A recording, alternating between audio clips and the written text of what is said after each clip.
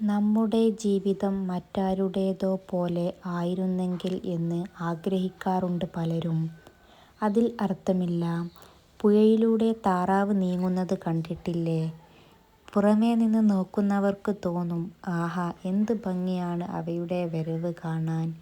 എന്നാൽ വെള്ളത്തിനടിയിലൂടെ നോക്കിയാൽ കാണാം അവർ കിടന്ന് അടിക്കുന്നത്. നമ്മളതിൽ വെപ്രാളം കാണുന്നില്ല. നമുക്ക് ചുറ്റുമുള്ള 90% പേരുടെയും ജീവിതം ഏതാണ്ട് ഈ അവസ്ഥയിലാണ്. പുറമേ നിന്ന് നോക്കുമ്പോൾ എല്ലാവരും ഹാപ്പി. പക്ഷേ എല്ലാവർക്കുമുണ്ട് അവരുടേതായ പ്രശ്നങ്ങൾ. നാം സ്നേഹിക്കുന്നവർ 1000 പ്രശ്നങ്ങൾക്കിടയിലും സ്വന്തം നിലനിൽപ്പിനേക്കാളും ഉപരി നമ്മുടെ ഭാവിയെപ്പറ്റി ആശങ്കപ്പെടുന്നുണ്ടെങ്കിൽ, നമ്മുടെ നന്മയ്ക്കായി ആഗ്രഹിക്കുന്നുണ്ടെങ്കിൽ നമ്മൾ ഭാഗ്യം ചെയ്തവരാണ്. കാരണം നാം വിശ്വാസം അർപ്പിച്ചത്, സ്നേഹിച്ചത് അതിന് യോഗ്യരായ മനുഷ്യരെ തന്നെയാണ്. സ്വന്തം താൽപ്പര്യങ്ങൾക്ക് മാത്രം മുൻഗണന നൽകി, ലാഭനഷ്ടങ്ങൾ നോക്കി, സുഖങ്ങൾക്ക് വേണ്ടി, ആവശ്യങ്ങൾക്ക് വേണ്ടി ബന്ധങ്ങൾ തുടങ്ങുകയും അവസാനിപ്പിക്കുകയും ചെയ്യുന്ന ഈ ഒരു കാലത്ത് സത്യസന്ധമായി സ്നേഹിക്കപ്പെടുന്നു എന്നത് വിലമതിക്കാനാവാത്ത ഒന്നാണ്. പ്രണയം നിങ്ങളെ ശ്വാസം മുട്ടിക്കുന്നുവെങ്കിൽ അത് വിട്ടുകളഞ്ഞേക്കുക. നിങ്ങളെ കരയിക്കുന്ന സൗഹൃദങ്ങളെ കൈവിട്ടുകളയുക. നിങ്ങൾ ഒന്നുമല്ലെന്ന് ഉരുവിടുന്ന മനുഷ്യരുണ്ടെങ്കിൽ അവരിൽ നിന്ന് തിരിഞ്ഞു നടക്കുക. ശരിയെന്ന് ബോധ്യമുള്ള നിങ്ങളുടെ ഇഷ്ടങ്ങൾക്ക് പിറകെ പോകുക. ഒരു കുഞ്ഞു പുഞ്ചിരിയെങ്കിലും മറ്റുള്ളവർക്ക് സമ്മാനിക്കുക. നിങ്ങളെ സ്വീകരിക്കുന്ന ഇടങ്ങളിൽ കയറിച്ചെല്ലുക.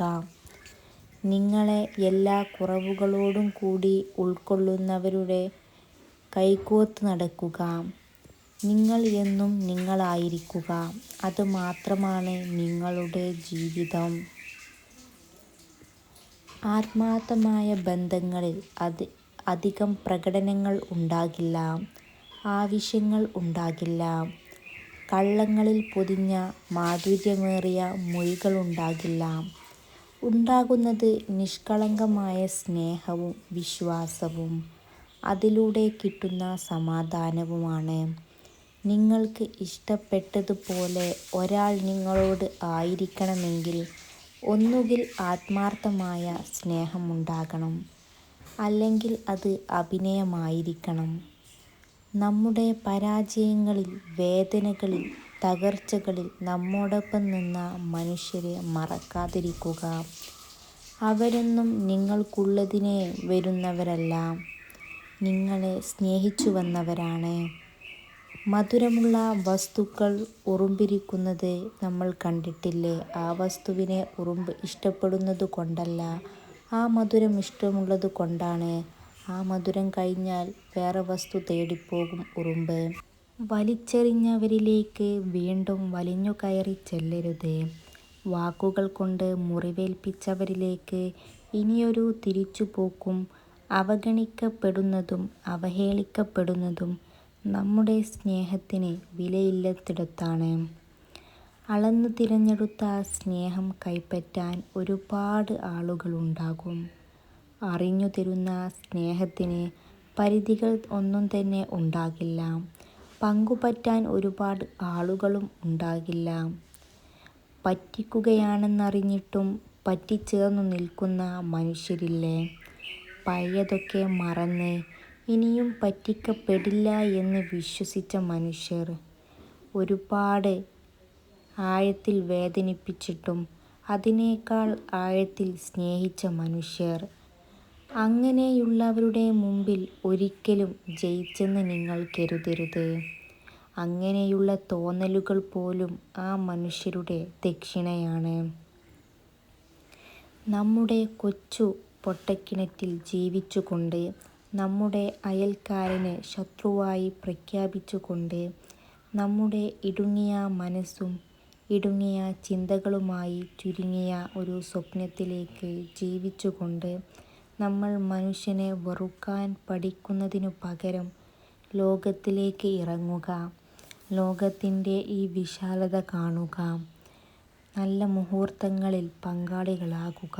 നമ്മളുടെ മനസ്സിൻ്റെ താളം മാറും, ചിന്തകളും മാറും.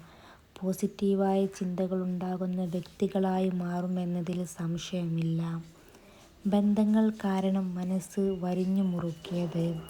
പിന്നെന്താ അതിലൊരു രസമുണ്ടാകുക? മനസ്സൊരു പക്ഷിയാവട്ടേന്നേ.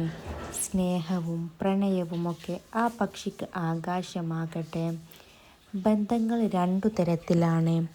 ഏതു കാട്ടിൽ കൊണ്ട് കളഞ്ഞാലും തിരിച്ചെത്തുന്ന പൂച്ചയെപ്പോലെയും കള്ളെടുക്കുമ്പോഴേക്കും പറന്നകലുന്ന കാക്കയെപ്പോലെയും. വായിച്ചു കഴിഞ്ഞാൽ വലിച്ചെറിയുന്നവരുടെ കയ്യിൽ ഒരിക്കലും പുസ്തകമേൽപ്പിക്കരുത്. വായിച്ചു കഴിഞ്ഞാലും അത് ഭദ്രമായി സൂക്ഷിക്കുന്നവരുടെ കയ്യിൽ മാത്രം പുസ്തകമേൽപ്പിക്കുക. ഇതുപോലെ തന്നെയായിരിക്കണം നമ്മുടെ ജീവിതവും. ഉള്ളു തുറന്ന് ഉള്ളത് പറയുന്നത് ഉള്ളറിഞ്ഞ് കൂടെ നിൽക്കുന്നവരോടായിരിക്കണം. ചില ആളുകളോട് ഉള്ളു തുറന്ന് ഉള്ളറിഞ്ഞ് പറഞ്ഞാലും അവർ അത് നിസ്സാരമാക്കിയെടുക്കും. കേട്ട് കഴിഞ്ഞാൽ കഥകളായി കരുതി ഒഴിഞ്ഞു മാറുന്നവരോടായിരിക്കരുത് നമ്മൾ ഉള്ളു തുറന്ന് പറയേണ്ടത്. ദിശ മാറി ഒഴുകിയ പുഴയായിരുന്നവൾ. ഒഴുകി അകലുവാനല്ല, ഒടുവിലവരൊരു മികച്ചൊരു കടലായി മാറുവാൻ. ചിലപ്പോഴൊക്കെ വിഡ്ഢികളെപ്പോലെ ആവുന്നത് നല്ലതാണ്. എല്ലാം മനസ്സിലായാലും ഒന്നും മനസ്സിലാകാത്ത പോലെ സ്വയം അങ്ങ് നടിക്കണം. ചില ബന്ധങ്ങൾ നിലനിർത്താൻ അത് നല്ലതാണ്. ദേഷ്യം വരുമ്പോൾ ഉച്ചത്തിൽ സംസാരിക്കാൻ വലിയ ശക്തി ഒന്നും വേണ്ട. പക്ഷേ നിശബ്ദമായി നിൽക്കാൻ നല്ല ശക്തി വേണം. അച്ഛനും അമ്മയും ജീവിച്ചിരിക്കുന്ന കാലമാണ് ജീവിതത്തിലെ മനോഹരമായ കാലം. അവരുള്ളിടത്തോളം കാലം നമ്മൾ വെറും കുട്ടികളാണ്. അവരില്ലാതെ ആവുമ്പോൾ ചിറകറ്റ കുഞ്ഞു കുരുവിയെപ്പോലെ നൊന്തുപോകും. ഇന്ന് കാത്തിരിക്കാനും ഇഷ്ടപ്പെടാനും ഒരുപാട് പേർ നമുക്ക് ചുറ്റുമുണ്ട്. അവരൊക്കെ നമ്മെ സ്നേഹിക്കാൻ തുടങ്ങിയത് നാം ആരൊക്കെയോ ആയതിനു ശേഷമാണ്. ഒന്നുമില്ലാതിരുന്ന കാലത്ത്, ഒരു രൂപം പോലും ആകാതിരുന്ന കാലത്ത്, ഈ ലോകത്തേക്ക് വരുന്നതിന് മുൻപ് തന്നെ നമ്മെ സ്നേഹിക്കാനും നമ്മെ കാത്തിരിക്കാനും ചെയ്തവരാണ് അവർ രണ്ടുപേരും. അതുകൊണ്ട് തന്നെ അച്ഛനും അമ്മയും ജീവിച്ചിരിക്കുന്ന കാലമാണ് ജീവിതത്തിലെ മനോഹരമായ കാലമെന്ന് പറയുന്നത്. നിങ്ങൾ കാത്തിരിക്കുമ്പോൾ സമയം മന്ദഗതിയിലാണ്. നിങ്ങൾ വൈകുമ്പോൾ സമയം വേഗത്തിലാണ്. നിങ്ങൾ സങ്കടപ്പെടുമ്പോൾ സമയം മാരകമാണ്. നിങ്ങൾ സന്തോഷവാനായി ഇരിക്കുമ്പോൾ സമയം കുറവാണ്. നിങ്ങൾ വേദനിക്കുമ്പോൾ സമയം അനന്തമാണ്. നിങ്ങൾക്ക് വിരസത അനുഭവപ്പെടുമ്പോൾ സമയം വളരെ നീണ്ടതാണ്.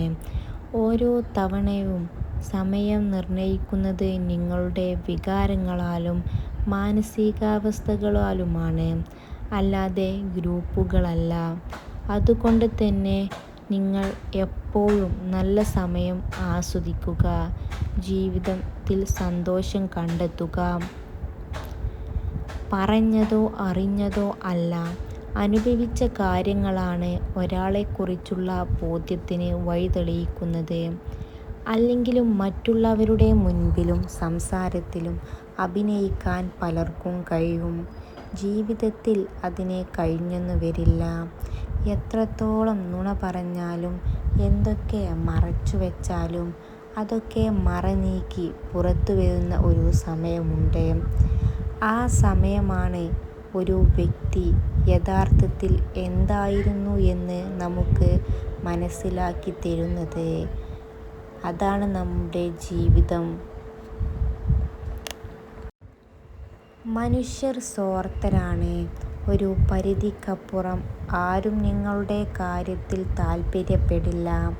അത് നിങ്ങൾ സ്വന്തം എന്ന് വിചാരിക്കുന്നവരോ എന്നും കൂടെയുണ്ടാകും എന്ന് ചിന്തിക്കുന്നവരോ ആരും, മാതാപിതാക്കൾ പോലും, ഒരു അളവിനപ്പുറം കൂടെ കാണില്ല.